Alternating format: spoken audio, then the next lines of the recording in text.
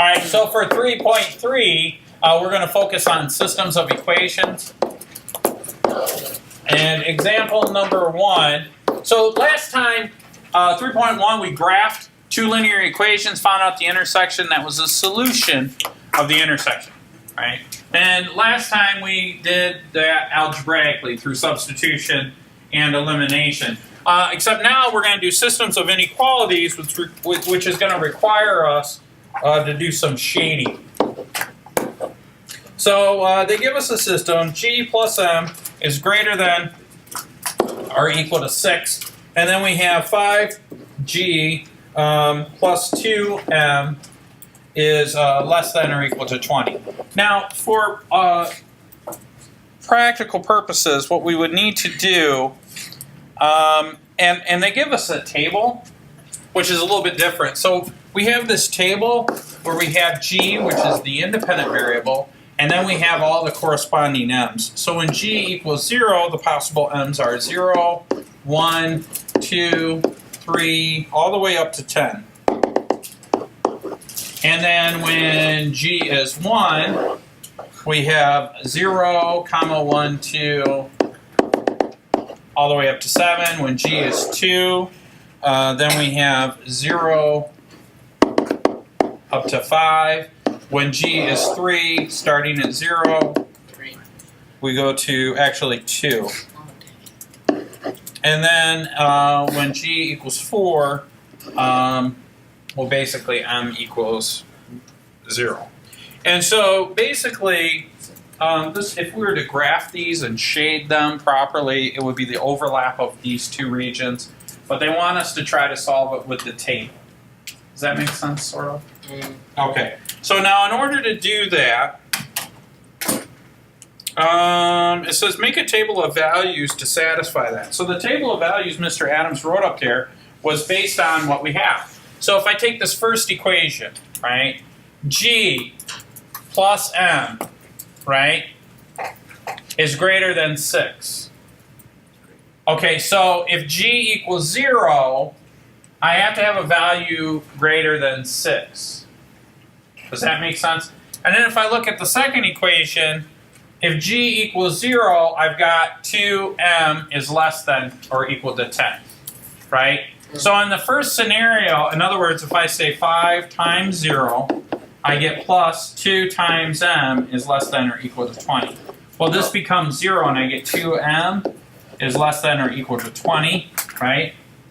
And so then I get, if I divide both sides by 2, I get m is less than or equal to 10. So that's why in my m region I've got 0 to 10.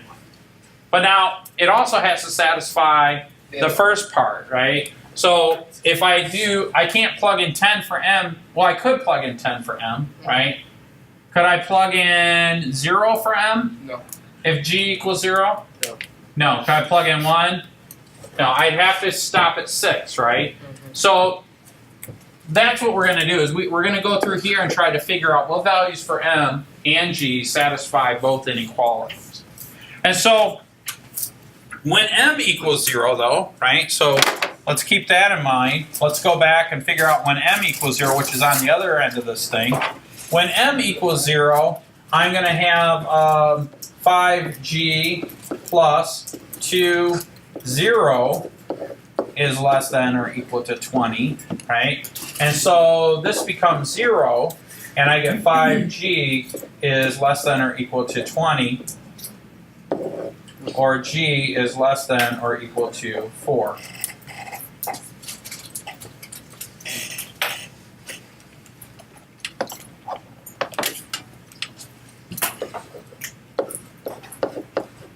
Okay?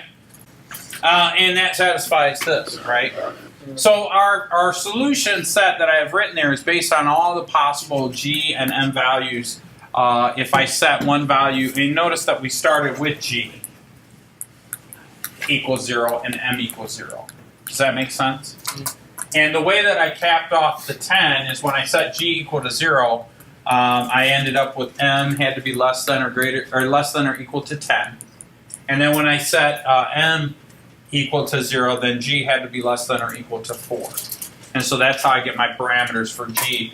G is between 0 and 4, and then M can go from 0 to 10. Right? So now I got to figure out where those overlap and satisfy both equations.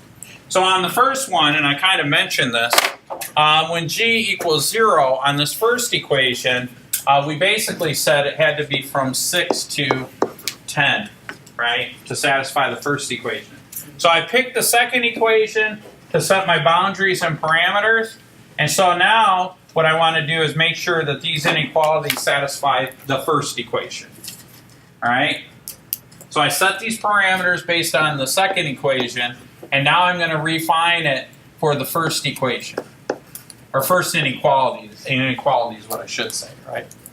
Is there anybody confused about what I'm saying so far? Or any questions before I move forward? No? Okay. So now, what we need to consider as we look at this, if I plug in 1 for G, I'm going to basically get 1 plus M is less than or equal to 6, or M, basically, if I take this first equation and let me generalize this, G plus M is greater than or equal to 6, or M is greater than or equal to 6 minus G, right? By subtracting G from both sides, this makes it a little easier for me to kind of figure out what this would be. So M has to be greater than 6 minus G. So if I let G equal 1, what's 6 minus 1? 5. 5, right? So I get 5 to 7 on this one. So it would be 5, 6, 7 on this one, right? Now if I let G equal 2, what does M have to be?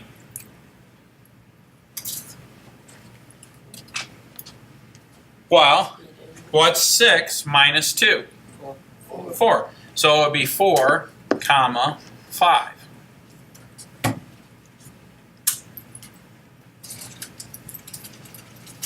Now, what's 6 minus 3? 3. 3. That's outside of my boundary, isn't it? Yeah. Okay. So now, what's my solution set? Well, it looks like G cannot equal 3 or G cannot equal 4 for both inequalities, right? So my G is trapped between, in other words, G is trapped between 0 and 2. Where my M is trapped between, it looks like, well, it depends. It could be 6 to 10, really, or 4 to 10, depending on the situation, right? Right? So, and this is not real formal, guys. This is just me thinking out loud. So this is just thinking, not the official answer, just me thinking about what the answer might be, or how to frame it up. So then, how would I write that out? Well, it says, all I need to do is highlight it, right? So I could just say, well, basically exactly what I've done. When G equals 0, right? My M can be from 6 to 10. When G equals 1, my M can be from 5 to 7. When G equals 2, my M could be from 4 to 5. So now what I'd like to do, just for the fun of it, I want to graph this, even though we're not required to graph it. So I'm going to say x plus y greater than or equal to 6. Okay, so that's that region, right? Then for my next equation, it was 5x, so we'll say 5x plus 2m, 2y, less than or equal to 20. So less than or equal to 20. All right, and then let's just look at that. Whoops.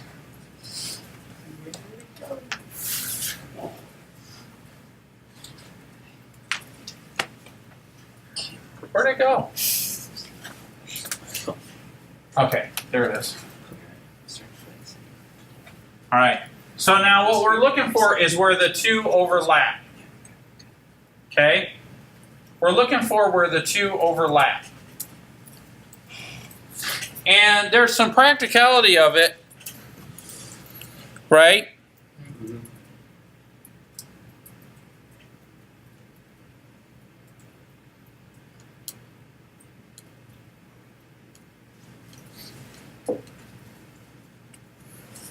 Where the two overlap is the solution set. Now we said that when x equaled 0, what could my possible y values be? Well, we said 6 to 10, right? So think about that. When x equals 0, my y values here,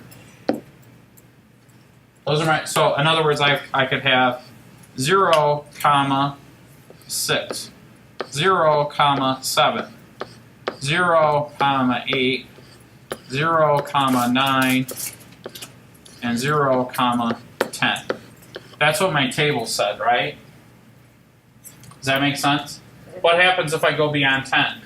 It's outside. I'm outside. So really what we're looking for is this little shaded region right here. Well, when x equals 1, right, I can have, well, it goes up to 2, basically, right? And so if we look at the shaded region, I'll get the same thing. So when x equals 1, I could go 5, 6, 7, right? So if I go back here, let's see how that works. When x equals 1, I could go 5, 6, and possibly 7, right? Did I plug that in right?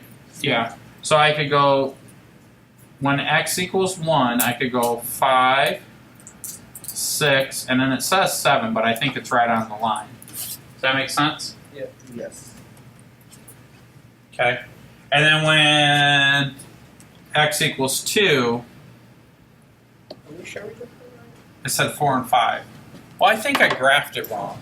No, I don't think you graphed it wrong. I think that you put the dots where you did 5, 6, 7, and 8.